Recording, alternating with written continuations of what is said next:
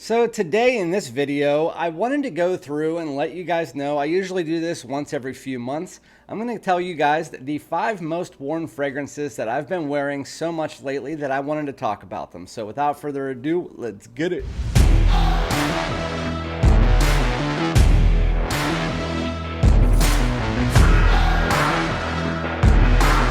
Alright, my great smelling dudes, welcome back to my channel. This is Randy, back with another fragrance video. Thank you so much for joining me. Like, comment, subscribe, hit the bell, and if you like my content, consider following me on Instagram and TikTok. I hate saying that, but I mean, it kind of needs to. But with that said, today I wanted to kind of take it back, do what I do every 2 months, let you guys know what I'm wearing. The ones that, even though I post end of the day photos all the time, that doesn't really tell the full story of my day, because there's fragrances that I wear in the morning. Sometimes I switch it up for the gym. I sometimes wear 2 to 3 fragrances a day. With that said, these are the 5 most worn fragrances for me over the last 2 months. I'm going to start with 2 runners up here, the ones that I've been wearing, but it hasn't been 2 months for these 2, so I wanted to kind of just throw them out there that I've been wearing them a lot. The first one here is going to be no surprise. It is Tom Ford's Cherry Smoke. It is a darker, deeper, woody, kind of a unisex leaning masculine version of the original Lost Cherry, but more realistic. It has a woodiness, it has a smokiness, leather, really nice. I've been wearing that a crap ton. And then this one by YVES Parfums. It is one of my subscribers sent it to me, and I've been wearing this. I wore this probably 6 times out of the last like 20 days, something like that, since I got it. He made it, and it is really nice. It's called Bourbon Street by YVES Parfums. Go to YVESParfums.com and use frag code DUDE15, FragDoud15, and you get 15% off. It kind of, to me, is like if you had Stronger With You Absolutely and Killing Angel Share and you made a baby. It kind of smells like that, but with a unique twist with a lot of extra bourbon. Really, really nice. So again, that was YVES Parfums and Cherry Smoke. Now going into the main 5 that I've been wearing, starting with one that if I didn't go running to the gym, up in my gym, of course, but if I didn't go up there, I probably wouldn't be wearing this as much right now, because it's not necessarily a fall and winter fragrance. It's more of a versatile freshie. And this is by Missoni. It is Missoni Parfum pour Homme. I'm not going to go through the notes and stuff like that. I'm kind of just going to let you know a little bit about the fragrances, since these are just kind of recapping of what I've been wearing. So this is an inspired by, which I know people get mad at me if I call this a clone, but to me it really is just a clone of Bleu De Chanel Eau de Toilette, except for it's better. So this is a citrus woody aromatic fragrance.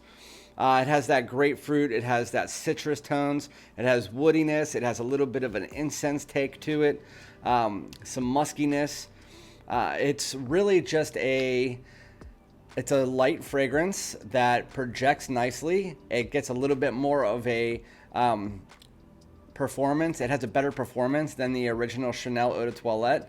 It has almost like a fruitiness to it that I keep saying that is kind of mixed together with it, which is why I like this better.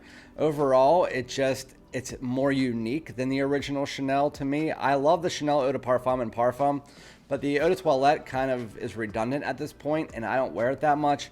But this one is definitely one to wear. I love wearing it up to my gym. I love wearing it to run. It's fresh, it's clean, it's just beautiful. That is Missoni Parfum pour Homme, my first one that I'm wearing. It has those aromatic notes in the mid. It has some woods in the base. Obviously, it's just going to be a very nice blue, fresh fragrance. Going into the second one here. The second one here is going to be a niche fragrance, one that I've been talking about a lot, and I've probably worn it 30 out of the last 60 days. I mean, at least one time. This is a tobacco fragrance by Parfums de Marly. It is Parfums de Marly Herod, or Herod, whatever people call it. I don't really care. Cinnamon, vanilla, tobacco, spices, woods, musk. Beautiful. Beautiful. Probably my favorite tobacco fragrance. I'm just going to throw that out there. It's probably my favorite tobacco fragrance. It is that good. It's a moist tobacco. It has that sweet vanilla that comes in almost automatically, pulls up more as you get to the dry down. In the dry down, that cinnamon's there, that vanilla's there, mixing together, making like a nice cinnamon, sweet vanilla, creamy. You also do get that tobacco throughout the entire fragrance, some musk, a little bit of woods. Just a beautiful, if you like sweet tobacco fragrances that don't lean heavily on like that pipe tobacco, that smoky tobacco. There is a bit of incense in here, but it's very dialed down. This more relies on the sweetness and the mass appeal. It lasts about 7 to 8 hours at minimum. I would say more along the lines of 8 to 9. Parfums de Marly Herod, fantastic, above average projector for 3 hours. Then it dries down, gets a little bit more intimate, but overall, great fragrance. Parfums de Marly Herod. If you like sweet, you like tobacco, mix them together and you got that one. Going into the third one, I wear this for kind of like versatility during the winter. I love wearing this during the winter. I have one that from this line that I wear for pretty much each season, and then one that I wear all the time. This one is more of my wintertime version of it, even though you can wear them at any time. This is by YVES Saint Laurent. It is YSL Y Le Parfum. I almost said Eau de Parfum. Le Parfum. This is centered around your aromatics. It has your apple and ginger in the opening. It provides that fruity, effervescent pop. You also do get those clary sage, lavender, geranium mixture that provides it as one of the big 3 blue fragrances out there as far as the Y line is concerned.